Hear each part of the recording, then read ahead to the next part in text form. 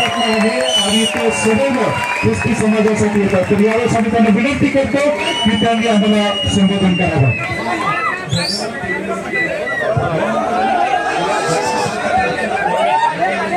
या आक्रोश मोर्चात सहभागी झालेले आपल्या समाजाचे टोपडे साहेबांच्या पासून सगळे त्यांच्या डाव्या उजवीकडे बसलेले मान्यवर, माझ्या पक्षाचे युवक राष्ट्रवादीचे अध्यक्ष, आपल्या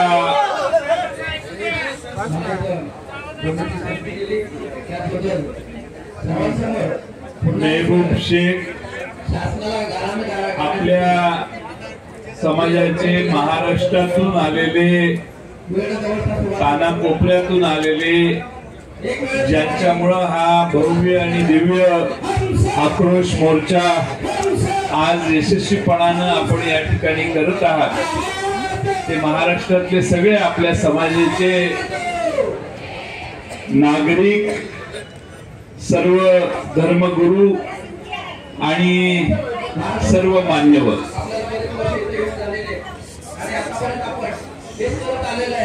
आमच्या राजू आवळे साहेबांनी तुम्हाला बरेच मुद्दे सांगितले।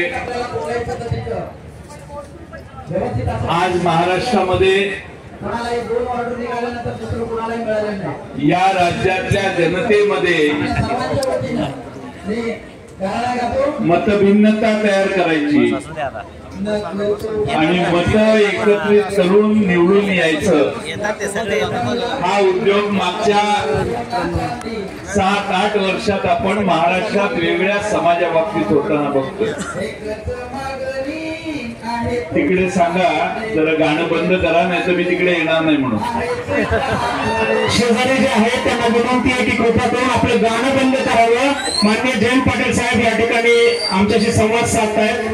माझी विनंती आहे, जे बाजूचं आंदोलन चालू आहे त्यांना विनंती की त्यांनी कृपा करून आपलं गाणं बंद करावं। थोड्या वेळाने तुमच्याकडे जयंत पाटील साहेब येणार आहेत सर। नाही तर नाही येणार, नाही तर नाही येणार असा निर्णय त्यांनी दिलेला आहे। तुम्ही गाणं बंद करा, नाही तर सर येणार नाही। महाराष्ट्रामध्ये आणि देशामध्ये एक षडयंत्र सतत राबवलं जातंय आणि दुर्दैवाने त्या षडयंत्राला सत्तारूढ पक्षाचा पाठिंबा आहे। सामान्यपणाने कुणी तयार होत नाही, तर आता त्या पक्षाचे आमदार या षडयंत्रात अधिकृतपणाने सहभागी व्हायला लागले। जी घटना सांगली जिल्ह्यात झाली त्या घटनेमध्ये धर्मांतराच्या संदर्भात कुठलाही एव्हिडन्स पोलिसांना मिळालेला नाही।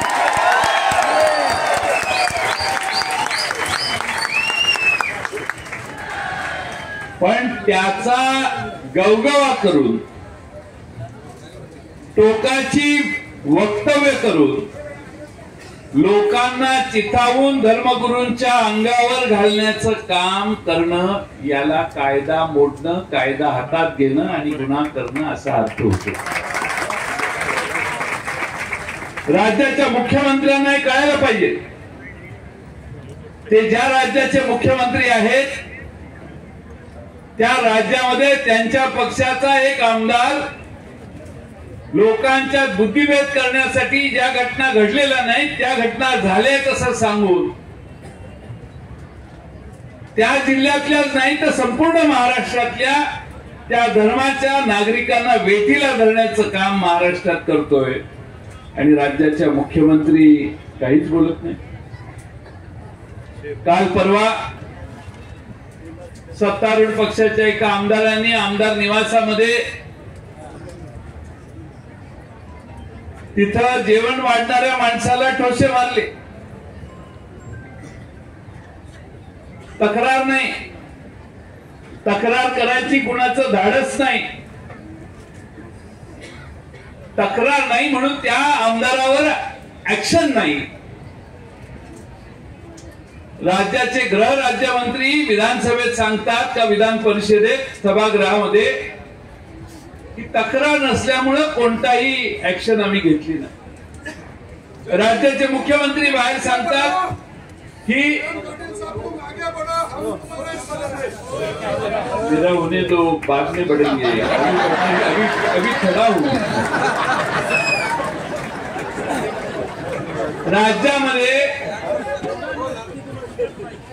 राज्याचे मुख्यमंत्री सांगतात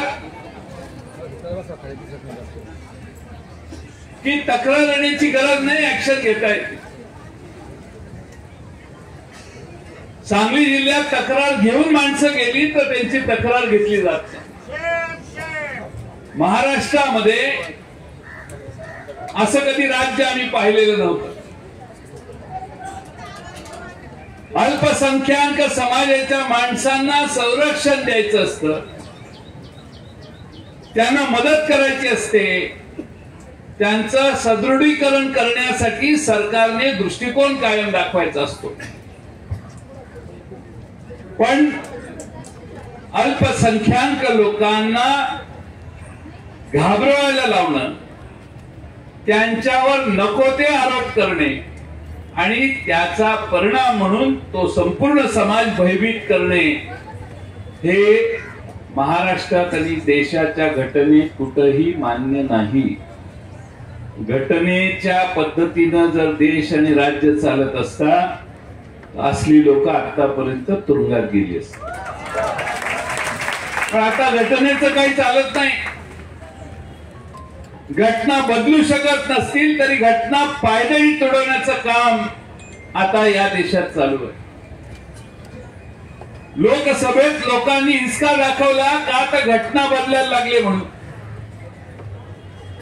पण ठीक आहे, आम्हाला घटना बदलता येत नसेल तर ती घटना आम्ही पायदळी तोडू, अशी भूमिका या सत्तारूढ लोकांच्याकडून घेतली जाते। मी माननीय मुख्यमंत्र्यांना आवाहन करेन, सभागृहात गेल्यावरही त्यांना प्रत्यक्ष भेटून विनंती करेन की हे कुठेतरी थांबवा। महाराष्ट्र प्रगतीकडे न्यायचा असेल, प्रगतीच्या सगळ्या आपण ज्या गप्पा मारतोय ते यशस्वी करायचे असतील तर या महाराष्ट्रामध्ये सामाजिक शांतता अत्यंत महत्वाची आहे। आणि म्हणून टोकाची विधानं करण्याची भाषा, प्रसार माध्यमांचं लक्ष केंद्रित करणं, आपल्यावर फोकस कसा होईल याची काळजी घेणं, हे ठराविक लोक आपलं मार्केट चालवण्यासाठी करायला लागतात। आणि त्यामुळं आपण महाराष्ट्रातल्या ख्रिस्ती बांधवांची एवढ्या मोठ्या संख्येनं लोक गोळा होत आहेत। ख्रिस्ती समाज हा आजपर्यंत मागच्या 100, 200, हजारो वर्षाचा इतिहास आहे, कधी कुणावर आक्रमक झालेला नाही। अहिंसेच्या मार्गानं भगवान येशू ख्रिस्तांनी जे शिकवण आपल्याला दिली, ते येशू ख्रिस्तांच्या शिकवणीने आपण चाललेलो आहे। पण काय चालू आहे? आपल्या येशू ख्रिस्तांची बदनामी करायला लागले, ख्रिस्ती धर्मगुरूंना मारहाण करायचं काम चालू झालं, ख्रिस्ती लोकांना सरकारी नोकऱ्यातून काढून टाकण्याचा प्रयत्न वेगळ्या पद्धतीने व्हायला लागलाय। ख्रिस्ती उपासना गृहाच्या इमारती बेकायदेशीर आहेत, त्या पाडा, असे प्रयत्न चालू आहेत। अनेक षडयंत्र आता ख्रिस्ती समाज टार्गेट आहे।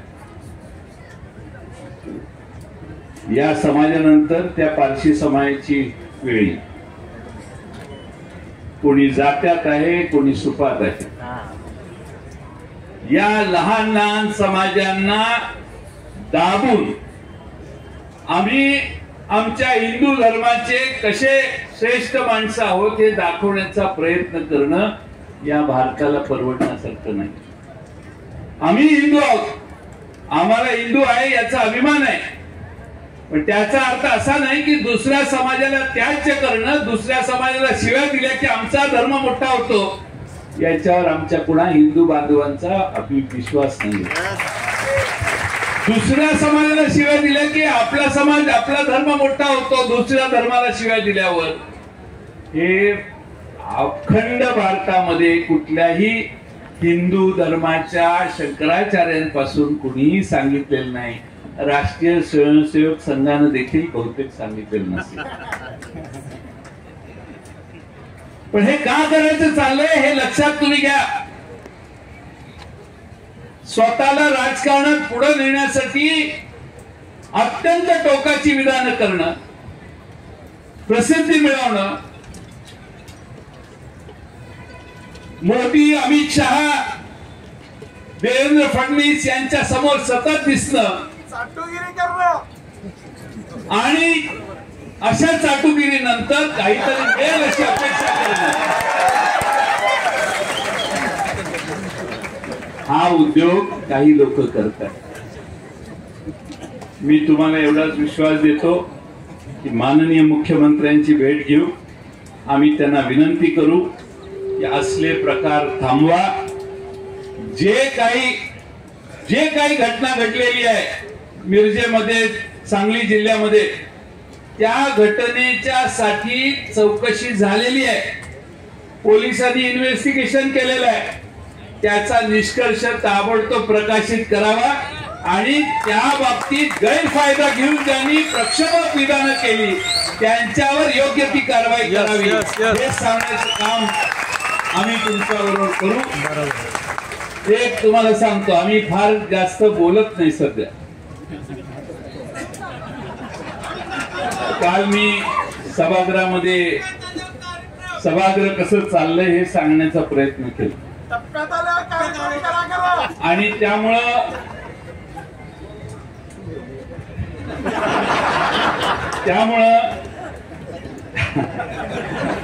आपण एक विश्वास ठेवा. आताच मी शरद पवार साहेबांनाही भेटून आलेलो आहे. मी आणि मेहबूब शेख आणि आमदार आवळे साहेब पण आमच्यावर होते. आम्हाला हा देश व्यवस्थित चालला पाहिजे, महाराष्ट्राची प्रगती झाली पाहिजे, याला आमची प्रायोरिटी. प्रत्येकाला आपल्या धर्माप्रमाणे वागण्याचा अधिकार आहे.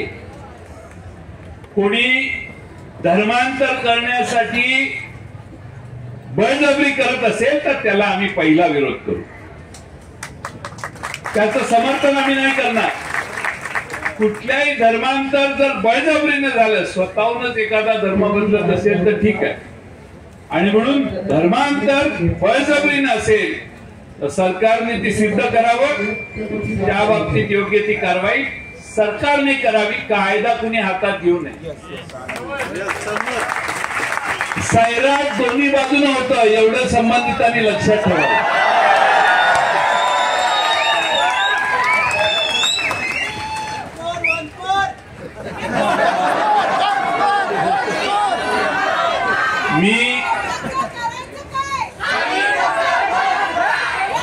मी आपल्या सगळ्यांना एवढाच विश्वास देतो की राष्ट्रवादी काँग्रेस पक्ष, शरदचंद्र पवार साहेबांचा पक्ष तुमच्या मागे ठामपणाने आहे. तुमच्या सगळ्या अडीअडचणीला मिरजेमध्ये एवढा मोठा समाज आहे. मला आठवतं मिरजेतल्या समाजाने राष्ट्रवादीला आणि काँग्रेसला नेहमी पाठिंबा देण्याचं काम केलं, पण तो प्रेमाने, पैसे वाटून आणि बळजबरी करून नाही. आणि म्हणून मी आपल्याला एवढाच विश्वास देतो की पुरोगामी विचार महाराष्ट्रात आणि देशात टिकला तर या देशाची प्रगती होईल, हा आमचा विचार आहे. आणि त्यासाठी मी आणि माझा सगळा पक्ष तुमच्या पाठिंब्यानं या महाराष्ट्रात पुरोगामी चळवळ मरून देणार नाही. आणि तुम्हा सगळ्यांना विश्वास वाटेल अशा पद्धतीनं आम्ही तुमच्या माग चांगल्या कामासाठी राहू. जर बळजबरी कोणी कुणावर केली आणि ती सिद्ध झाली तर आम्ही त्याचं समर्थन नाही करणार. आणि तुम्ही कोणी करत नाही. मगापासून मी तुमची भाषणं ऐकली, पण जी बळजबरी झालेलीच नाही त्याच्याबद्दल ढोल बजावून काही इश्यू तयार करणं अरे लोकांचे पाण्याचे प्रश्न आहेत, रस्त्याचे प्रश्न आहेत, बेरोजगार महाराष्ट्रात आणि भारतात एवढी बेरोजगारी वाढली आहे त्याची चर्चाच नाही. उद्योगाची गुंतवणूक महाराष्ट्रात यायची असेल तर सलोख्याचं वातावरण महाराष्ट्रात ठेवलं पाहिजे, त्याचा प्रयत्न नाही. या महाराष्ट्रातले असंख्य प्रश्न आहेत, ते प्रश्न सोडून जे प्रश्न नाही ते तयार करण्याचं पाप सत्तारूढ पक्षाकडून होतंय आणि त्यासाठी आपण सगळ्यांनी त्यांचा निषेध केला पाहिजे. मी आज या ठिकाणी आपल्या सगळ्यांच्या मोर्चा, माझा विनंती होती की 10 तारखेला काढा, पण आपण 11 तारखेला आधीच जाहीर केलेलं. त्यामुळं मी तुम्हाला एवढाच विश्वास देतो की राज्याच्या मुख्यमंत्र्यांना आम्ही जाऊन विनंती करू, तुमच्या शिष्टमंडळांना ते भेट देत आहेत का याचाही प्रयत्न करू. त्यांनी भेट दिली तर मी तुम्हाला कळवतो, तुम्ही त्याप्रमाणे मंत्रालयात या, विधान भवनात या. पुन्हा एकदा आपल्या सर्वांना या ठिकाणी नंदुरबार पासून ते विदर्भातल्या शेवटच्या गावापासून अनेक लोक इथं आली, कष्ट घेतले, तुमच्या वेदना काय हे सिद्ध करण्यासाठी एकसंघपणाने इथं उपस्थित राहिला, याबद्दल तुमचे जाहीर आभार मानतो आणि आपल्या सगळ्यांची रजा घेतो. धन्यवाद. खूप खूप आभार माननीय जयंत पाटील साहेब आणि सर्व आनंद होतो या सगळ्या गोष्टीसाठी. आणि आपण जे काही आश्वासन दिलेलं आहे, आम्हाला खात्री आहे की तुम्ही आधीच हे आश्वासन पूर्ण कराल आणि अद्भुतरित्या जो पाठिंबा तुम्ही दिला याबद्दल ख्रिश्चन समाजाच्या वतीने आम्ही आपले आभार मानतो. आम्हाला खात्री की विधानसभेमध्ये सुद्धा आपण हा विषय जरूर उचलाल आणि